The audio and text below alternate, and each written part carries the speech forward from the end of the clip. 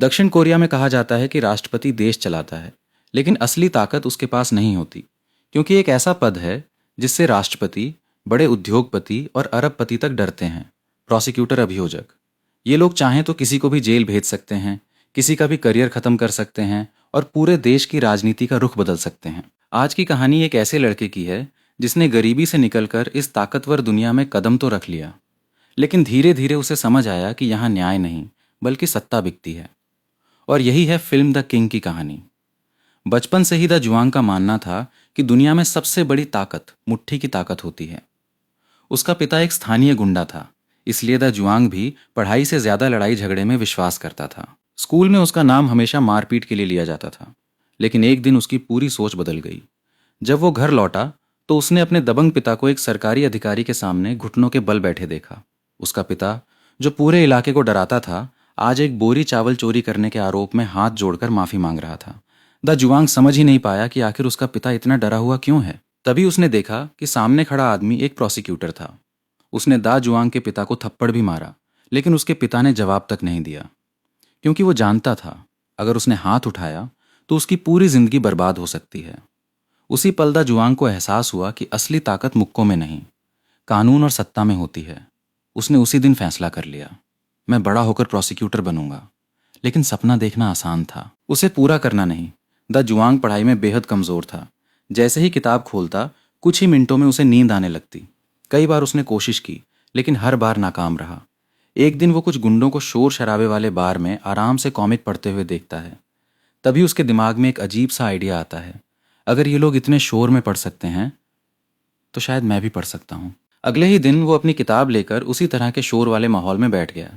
हैरानी की बात यह थी कि पहली बार उसका पूरा ध्यान पढ़ाई में लग गया। उसे अपना तरीका मिल चुका था। अब चाहे बाहर बर्फ गिर रही हो, या दोस्त लड़ाई कर रहे हो, या पास में तेज म्यूजिक बज रहा हो, द जुआंग हर जगह पढ़ाई करता रहता। उसकी मेहनत रंग लाई। जो लड़का कभी क्लास में सबसे पीछे बैठता था, वही कुछ महीनों में टॉप छात्रों में शामिल हो गया। उसके टीचर भी उसकी मेहनत देखकर हैरान रह गए। उन्होंने अलग से उसका टेस्ट लिया, और जब उसने उसमें भी शानदार प्रदर्शन किया तो खुशी में उसे अपने साथ खाना खिलाने ले गए। इसके बाद फाइनल एग्जाम में दा जुआंग पूरी क्लास में पहला स्थान हासिल कर लेता है। अब उसका सपना पहले से कहीं ज्यादा करीब था। कुछ साल बाद वो न्यायिक परीक्षा भी पास कर लेता है और आखिरकार प्रोसिक्यूटर बनने की राह पर चल पड़ता है। उसके पूरे परिवार के लिए यह गर्व का पल था। गांव में हर कोई उसकी तारीफ करने लगा। अब लोग उसे इज्जत देने लगे थे, यहां तक कि शादी के रिश्तों की भी लाइन लग गई। एक दिन वो अपनी 18वीं मुलाकात पर एक बेहद खूबसूरत लड़की से मिलता है। लड़की दिखने में जितनी शांत थी उतनी थी नहीं। खाना खत्म होने के बाद वो मुस्कुराकर कहती है, मैं वैसी सीधी सादी लड़की नहीं हूं जैसी सबको दिखती हूं। द जुआंग भी हंस पड़ता है। वो जवाब देता है, और मैं भी उतना शरीफ नहीं हूं जितना लोग समझते हैं। यहीं से दोनों की कहानी शुरू होती है। कुछ समय बाद दोनों शादी कर लेते हैं। शादी के बाद द जुआंग को पता चलता है कि उसके ससुर करोड़पति बिजनेसमैन हैं। अब उसकी जिंदगी पूरी तरह बदल चुकी थी। महंगी कार, आलीशान घर और समाज में सम्मान। उसे लगने लगा कि उसने जिंदगी की सबसे बड़ी मंजिल हासिल कर ली है।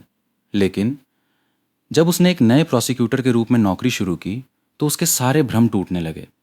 सुबह से रात तक सिर्फ फाइलें, एक के बाद एक केस, और इतनी कम तनख्वाह कि कई बार डिलीवरी बॉय उससे ज्यादा कमा लेते थे। उसने अपने कई वरिष्ठ अधिकारियों को देखा जो वर्षों से नौकरी करने के बाद भी छोटे से घर में परिवार के साथ संघर्ष कर रहे थे। तभी उसे पहली बार समझ आया, हर प्रोसिक्यूटर ताकतवर नहीं बनता। सिर्फ 1% लोग उस ऊंचाई तक पहुंचते हैं जहां से पूरा सिस्टम नियंत्रित किया जाता है। और दा जुआंग ने तय कर लिया, उसे उसी 1% का हिस्सा बनना है। लेकिन उसे बिल्कुल भी अंदाजा नहीं था कि इस रास्ते पर चलने के लिए उसे सबसे पहले अपनी ईमानदारी की कीमत चुकानी पड़ेगी। यहीं से उसकी जिंदगी का सबसे खतरनाक अध्याय शुरू होता है। द जुआंग को आखिरकार वो मौका मिल गया जो किसी भी नए प्रोसिक्यूटर के करियर को बना भी सकता था और बिगाड़ भी सकता था। उसके सामने एक बेहद संवेदनशील मामला आया। एक नाबालिग छात्रा ने अपने ही शिक्षक पर यौन शोषण का आरोप लगाया था। सबूत भी मौजूद थे, मेडिकल रिपोर्ट भी, और लड़की का बयान भी। लेकिन सबसे हैरान करने वाली बात यह थी कि इतना मजबूत केस होने के बावजूद दोनों पक्षों के बीच समझौता हो चुका था, और वो भी सिर्फ 50 लाख वॉन में। द जुआंग को यह बात बिल्कुल समझ नहीं आई। उसने अपने सीनियर से पूछा, इतने मजबूत सबूत होने के बाद भी आरोपी आजाद कैसे घूम रहा है?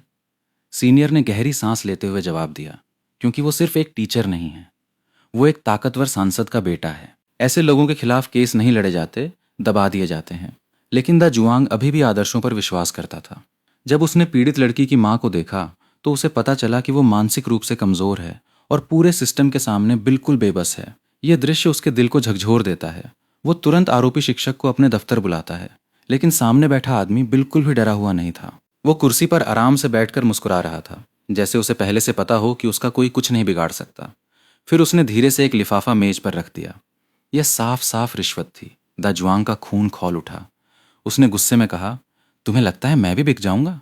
उसने तुरंत अपने स्टाफ को बुलाकर आरोपी को हिरासत में लेने का आदेश दिया। उस रात उसने पूरी मेहनत से केस की फाइल तैयार की। उसे लगा कि अब पहली बार न्याय की जीत होगी। लेकिन अगली सुबह उसकी जिंदगी हमेशा के लिए बदल गई। उसके दफ्तर में एक सीनियर अधिकारी आए जो राजधानी के मुख्य अभियोजन कार्यालय में काम करते थे। यही वो जगह थी जहां देश के सबसे ताकतवर और प्रभावशाली प्रोसिक्यूटर बैठते थे। सीनियर ने बिना कुछ समझाए द जुआंग को अपनी कार में बैठाया और सीधे मुख्यालय ले गए। विशाल इमारत, सुरक्षा के कड़े इंतजाम और अंदर ऐसा माहौल जिसे देखकर द जुआंग समझ गया कि असली सत्ता यहीं बैठती है। सीनियर उसे एक बड़े रिकॉर्ड रूम में ले गए। चारों तरफ हजारों गोपनीय फाइलें रखी थीं। उन्होंने कहा, इनमें से किसी भी फाइल को अगर आज सार्वजनिक कर दिया जाए तो पूरे देश की राजनीति हिल जाएगी। द जुआंग हैरान रह गया। सीनियर मुस्कुराए और बोले, सवाल ये नहीं कि सच क्या है, सवाल ये है कि सच कब सामने लाना है। अब द जुआंग को बुलाने का असली कारण सामने आया। सीनियर ने साफ कहा, उस टीचर का केस बंद कर दो। द जुआंग ने तुरंत मना कर दिया। तभी सीनियर ने उसकी आंखों में देखते हुए कहा, अगर तुम हमारी बात मान लेते हो तो तुम्हें इसी मुख्यालय में पोस्टिंग मिल सकती है। ये वही सपना था जिसे पाने के लिए द जुआंग सालों से मेहनत कर रहा था, लेकिन उसकी कीमत थी अपनी आत्मा बेच देना। सीनियर ने उसे सत्ता का दूसरा चेहरा भी दिखाया। उन्होंने कई मशहूर अभिनेत्रियों और मॉडल से जुड़ी गोपनीय सामग्री दिखाई। फिर बोले, जिन लोगों को पूरी दुनिया पूजती है वे भी सत्ता के सामने मजबूर हो जाते हैं। उस पल द जुआंग समझ गया कि यहाँ कानून नहीं, संबंध, ताकत और प्रभाव सबसे बड़ी चीज है। पूरा दिन वो इसी दुविधा में रहा। एक तरफ न्याय, दूसरी तरफ वो जिंदगी जिसका सपना उसने बचपन से देखा था। आखिरकार उसने वही फैसला लिया जो शायद ज्यादातर लोग लेते। उसने केस छोड़ दिया। लेकिन अपने अपराध बोध को कम करने के लिए उसने पीड़ित लड़की की मां को अतिरिक्त मुआवजा दिलवाने की कोशिश की। महिला जब धन्यवाद कहने उसके दफ्तर आई तो अपने हाथों से बनाया हुआ टिफिन भी साथ लाई। उस साधारण से खाने को खाते हुए द जुआंग की आंखें झुक गईं। उसे महसूस हुआ कि उसने एक परिवार की उम्मीद तोड़ दी है। लेकिन अब वो वापस नहीं लौट सकता था। यही उसकी नई शुरुआत थी। कुछ दिनों बाद वही सीनियर उसे एक बेहद आलीशान प्राइवेट क्लब में ले गए। ये जगह आम लोगों की पहुंच से बहुत दूर थी। यहाँ सिर्फ मंत्री, बड़े उद्योगपति, शीर्ष अधिकारी और देश के सबसे प्रभावशाली लोग आते थे। जैसे ही लिफ्ट ऊपर जाने लगी, द जुआंग खिड़की से बाहर शहर को देखता रहा। उसे ऐसा महसूस हुआ जैसे वो सिर्फ इमारत की ऊंचाई पर नहीं, सत्ता की सीढ़ियां चढ़ रहा हो। दरवाजा खुला। अंदर की चमक दमक देखकर उसकी आंखें खुली रह गईं। महंगे सूट, शानदार दावत और हर बड़े नेता के साथ कोई न कोई मशहूर मॉडल या अभिनेत्री मौजूद थी। यही पहली बार उसकी मुलाकात उस शख्स से होने वाली थी जिसके एक इशारे पर सरकारें हिल जाती थीं। चीफ प्रोसिक्यूटर हान कॉन्ग सिक। और द जुआंग की जिंदगी अब हमेशा के लिए बदलने वाली थी। चीफ प्रोसिक्यूटर हान कॉन्ग सिक के सामने खड़ा द जुआंग समझ चुका था कि अब उसकी जिंदगी का सबसे बड़ा फैसला होने वाला है। हान कॉन्ग सिक ने उसकी तरफ देखा और हल्की सी मुस्कान के साथ कहा, अगर इस दुनिया में ऊपर तक जाना है तो नियमों से नहीं, सिस्टम से खेलना सीखो। ये शब्द द जुआंग के दिल में उतर गए। उस दिन के बाद उसने पूरी तरह हान कॉन्ग सिक की टीम ज्वाइन कर ली। अब वो पहले वाला आदर्शवादी प्रोसिक्यूटर नहीं रहा। धीरे धीरे उसने सीख लिया कि इस दुनिया में कानून से ज्यादा ताकत रिश्तों और प्रभाव की होती है। एक रात पार्टी खत्म होने के बाद वही शिक्षक जिसने नाबालिग छात्रा के साथ घिनौना अपराध किया था, शराब के नशे में द जुआंग के पास आया। वो हंसते हुए बोला, तुम्हें पता है उस लड़की की चमड़ी कितनी मुलायम थी? ये सुनते ही द जुआंग का खून खौल उठा। उसका मन किया कि उसी वक्त उस दरिंदे का चेहरा तोड़ दे, लेकिन अब हालात बदल चुके थे। अगर उसने ऐसा किया तो वो उसी सिस्टम के खिलाफ चला जाता जिसका अब वो खुद हिस्सा था। तभी वो आदमी फिर से द जुआंग का मजाक उड़ाने लगा। इस बार द जुआंग खुद को रोक नहीं पाया। वो उस पर हमला करने ही वाला था कि अचानक पीछे से किसी ने उस शिक्षक को जोरदार लात मारकर जमीन पर गिरा दिया। द जुआंग ने पलट कर देखा। सामने उसका बचपन का दोस्त डॉग हुआन खड़ा था। दोनों बचपन में साथ बड़े हुए थे। लेकिन जहां द जुआंग पढ़ लिख कर प्रोसिक्यूटर बन गया, वहीं डॉग हुआन अपराध की दुनिया में उतर गया। अब वो कुख्यात वाइल्ड डॉग गैंग का दूसरा सबसे ताकतवर सदस्य था। इस गैंग का नाम सुनते ही बड़े बड़े अपराधी भी रास्ता बदल लेते थे। लेकिन उनकी असली ताकत उनकी बंदूकें नहीं, बल्कि उनके पीछे खड़े हान कॉन्ग सिक थे। गैंग जितने भी गंदे काम करती, उन्हें बचाने का काम सिस्टम के अंदर बैठे लोग करते थे। डॉग ह्वान ने उस शिक्षक को इतनी बुरी तरह पीटा कि वो जिंदगी भर के लिए अपाहिज जैसा हो गया। उसे जेल की सजा हुई, लेकिन द जुआंग ने अपने प्रभाव का इस्तेमाल करके कुछ ही दिनों में उसे बाहर निकलवा दिया। अब दोनों पुराने दोस्तों की जोड़ी फिर से बन चुकी थी, एक सिस्टम के अंदर और दूसरा सिस्टम के बाहर। समय बीतने लगा। हान कॉन्ग सिक की टीम में रहते हुए द जुआंग का प्रभाव लगातार बढ़ता गया। अब एक फ़ोन कॉल पर लोगों का ट्रांसफ़र हो जाता, एक आदेश पर बड़े अधिकारियों की पोस्टिंग बदल जाती, और एक फाइल से किसी का पूरा करियर खत्म हो सकता था। जिस ताकत का उसने बचपन में सपना देखा था वो अब उसके हाथ में थी। लेकिन सत्ता का खेल यहीं खत्म नहीं होता। देश में राष्ट्रपति चुनाव होने वाले थे। बाहर से देखने पर ऐसा लगता था कि जनता अपना नेता चुनती है, लेकिन पर्दे के पीछे असली खेल कोई और खेल रहा था। हान कॉन्ग सिक और उसकी टीम नेताओं की पुरानी फाइलें निकालते, उनके घोटालों, अफेयर्स और भ्रष्टाचार के सबूत अपने पास रखते, और सही समय आने पर उन्हीं फाइलों का इस्तेमाल करके उन्हें अपने पक्ष में झुका लेते। जो नेता उनकी बात मान लेता वो बच जाता, जो विरोध करता उसका राजनीतिक करियर खत्म हो जाता। तभी द जुआंग को समझ आया कि असली राजा राष्ट्रपति नहीं, बल्कि वे लोग हैं जो उसके खिलाफ सबूत संभाल कर रखते हैं। चुनाव खत्म हुए। जिस उम्मीदवार का समर्थन हान कॉन्ग सिक ने किया था वही सत्ता में आ गया। अब उसकी ताकत पहले से कई गुना बढ़ चुकी थी। इसके साथ ही वाइल्ड डॉग गैंग भी पहले से ज्यादा बेलगाम हो गई। जमीनों पर कब्जा, वसूली, मारपीट, यहाँ तक कि हत्या जैसे अपराध भी उनके लिए आम बात बन गए। लेकिन हर बार जब मीडिया इन मामलों को उठाने की कोशिश करती, उसी समय किसी मशहूर अभिनेता या अभिनेत्री का कोई बड़ा स्कैंडल लीक हो जाता। पूरा देश उसी खबर में उलझ जाता और असली अपराध दब जाते। द जुआंग अब इस खेल का हिस्सा बन चुका था। शुरुआत में उसे अपराध बोध होता था, लेकिन धीरे धीरे उसका ज़मीर भी चुप होने लगा। उसे लगने लगा कि शायद यही दुनिया का असली नियम है। लेकिन हर साम्राज्य का एक अंत होता है, और इस साम्राज्य के अंत की शुरुआत होने वाली थी। एक ईमानदार महिला प्रोसिक्यूटर ने हान कॉन्ग सिक और उसकी पूरी टीम की गुप्त जांच शुरू कर दी। उसे शक था कि देश के सबसे ताकतवर लोग कानून का इस्तेमाल न्याय के लिए नहीं, बल्कि अपनी सत्ता बचाने के लिए कर रहे हैं। शुरुआत में किसी ने उसकी बात को गंभीरता से नहीं लिया, लेकिन उसने हार नहीं मानी। वो धीरे धीरे सबूत जोड़ने लगी, और सबसे पहले उसकी नज़र पड़ी द जुआंग पर। उसे अंदाज़ा भी नहीं था कि अब वही इंसान जो कभी सिस्टम का सबसे वफादार खिलाड़ी था, जल्द ही उसी सिस्टम की सबसे बड़ी कमजोरी बनने वाला है। क्या द जुआंग अपनी सत्ता बचा पाएगा, या फिर वही ताकत उसे पूरी तरह बर्बाद कर देगी? यहीं से कहानी और भी ज्यादा खतरनाक मोड़ लेती है। महिला प्रोसिक्यूटर की जांच जैसे जैसे आगे बढ़ने लगी, वैसे वैसे द जुआंग की मुश्किलें भी बढ़ने लगीं। सबसे पहले उसकी निजी जिंदगी पर हमला हुआ। उसके अफेयर्स और आलीशान लाइफस्टाइल की खबरें मीडिया तक पहुंचा दी गईं। घर पहुंचते ही उसकी पत्नी ने उसके सारे सामान बाहर फेंक दिए। वो सिर्फ इतना बोली, मैंने एक ईमानदार इंसान से शादी की थी। लेकिन तुम तो बिल्कुल बदल चुके हो। द जुआंग के पास कोई जवाब नहीं था, क्योंकि जो कुछ कहा जा रहा था वो सब सच था। उधर हान कॉन्ग सिक भी समझ चुका था कि अगर द जुआंग उसके साथ रहा तो पूरा नेटवर्क खतरे में पड़ सकता है। जिस इंसान को उसने कभी अपने सबसे भरोसेमंद लोगों में शामिल किया था, उसी को अब उसने बोझ समझना शुरू कर दिया। एक दिन सबके सामने उसने द जुआंग की बेइज्जती की और कहा, जब कोई मोहरा काम का नहीं रहता तो उसे बोर्ड से हटा दिया जाता है। कुछ ही दिनों में द जुआंग का तबादला एक छोटे से शहर में कर दिया गया। उससे सारी ताकत छीन ली गई। उसे अब भी उम्मीद थी कि मामला शांत होते ही उसे वापस बुला लिया जाएगा, लेकिन ऐसा कभी नहीं हुआ। तब उसे पहली बार एहसास हुआ कि सत्ता की दुनिया में दोस्ती, वफादारी और रिश्तों की कोई कीमत नहीं होती। इसी बीच उसका सबसे करीबी दोस्त डॉग ह्वान जेल से रिहा हुआ। उसे अभी तक असली सच्चाई का पता नहीं था। जब उसने दा जुआंग की हालत देखी तो वो अंदर से टूट गया।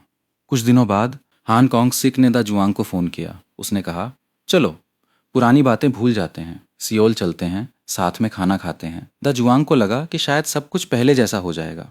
वो खुशी खुशी उनके साथ कार में बैठ गया, लेकिन उसे नहीं पता था कि यह डिनर नहीं, उसकी मौत का जाल था। उसी समय डॉग ह्वान को भी सच्चाई का पता चल गया। वो अपनी कार लेकर पूरी रफ्तार से उनकी तरफ दौड़ा। अगले ही पल एक भयानक एक्सीडेंट हुआ। तीनों गंभीर रूप से घायल हो गए। लेकिन सबसे चौंकाने वाली बात यह थी कि हान कॉन्ग सिक और उसके साथी को तुरंत सियोल के बड़े अस्पताल भेज दिया गया, जबकि दा जुआंग को सड़क पर तड़पता छोड़ दिया गया। बाद में उसे पता चला कि अगर डॉग ह्वान अपनी जान जोखिम में डालकर वो एक्सीडेंट न करता तो उसी रात हान कॉन्ग सिक के लोग उसकी हत्या कर देते। लेकिन डॉग ह्वान की किस्मत इतनी अच्छी नहीं थी। अब पूरा अंडरवर्ल्ड उसके पीछे पड़ चुका था। कई महीनों तक वो भागता रहा। आखिरकार उसने फैसला किया कि अब डरकर नहीं जिएगा। वो अकेला ही अपने दुश्मनों के अड्डे पर पहुंच गया। उसने बहादुरी से मुकाबला किया, लेकिन दुश्मन बहुत ज्यादा थे। आखिर में उसे बेरहमी से मार डाला गया। यह खबर सुनकर दा जुआंग पूरी तरह टूट गया। जिस दोस्त ने बचपन से हर मुश्किल में उसका साथ दिया, आज वही उसकी वजह से मर चुका था। उसने खुद को कमरे में बंद कर लिया। दिन रात बस अतीत के बारे में सोचता रहता।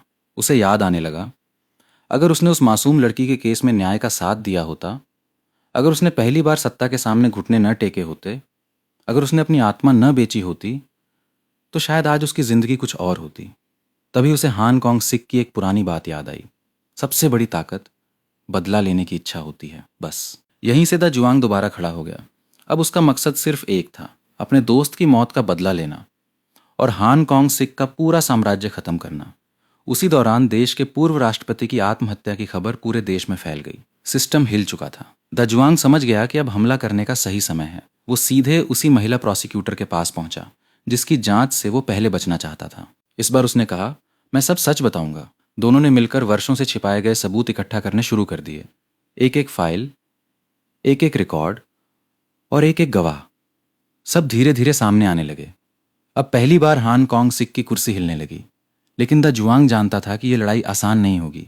इसलिए उसने अपनी पत्नी से भी मुलाकात की। उसने तलाक के कागज उसके सामने रख दिए और शांत आवाज में कहा, शायद मैं वापस न लौटूं, लेकिन इस बार मैं सही काम करना चाहता हूं। उसकी पत्नी कुछ नहीं बोली, लेकिन उसकी आंखों में पहली बार पुराने दा जुआंग की झलक दिखाई दी। आखिरकार सालों से सत्ता के नशे में डूबे लोगों का साम्राज्य बिखरना शुरू हो गया। जिन लोगों को लगता था कि वे कानून से ऊपर हैं, उन्हीं पर कानून का शिकंजा कसने लगा। और दा जुआंग, जिसने कभी ताकत पाने के लिए अपनी ईमानदारी बेच दी थी, आखिर में वही इंसान अपनी गलतियों को स्वीकार करके न्याय की लड़ाई लड़ता है। यही इस फिल्म का सबसे बड़ा संदेश है। सत्ता इंसान को बहुत कुछ दे सकती है, लेकिन अगर उसे पाने के लिए इंसान अपना ज़मीर खो दे, तो आखिर में उसके पास न दोस्त बचते हैं, न परिवार और न ही खुद की पहचान। अगर आपको ये कहानी पसंद आई हो तो वीडियो को लाइक करें, चैनल को सब्सक्राइब करें और कमेंट में बताइए कि अगली कौन सी फिल्म का एक्सप्लेन देखना चाहेंगे। मिलते हैं अगली वीडियो में।